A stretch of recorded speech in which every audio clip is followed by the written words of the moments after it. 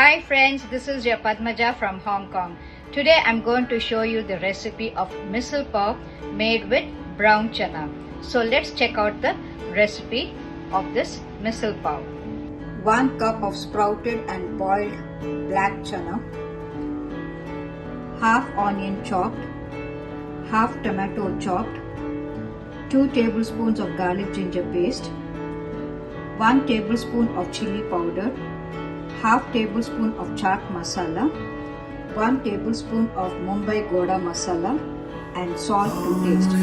For the garnishing you need half chopped onion, half chopped tomato, few coriander leaves, half lemon sliced and farsan, Gujarati farsan.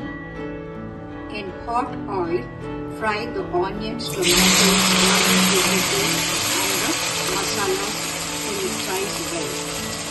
Now add the brown chana, 2 glasses of water and let it come to a boil.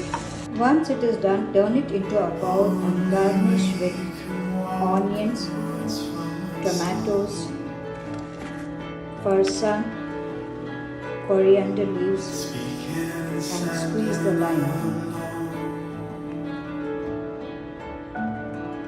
Now our misal pav is ready.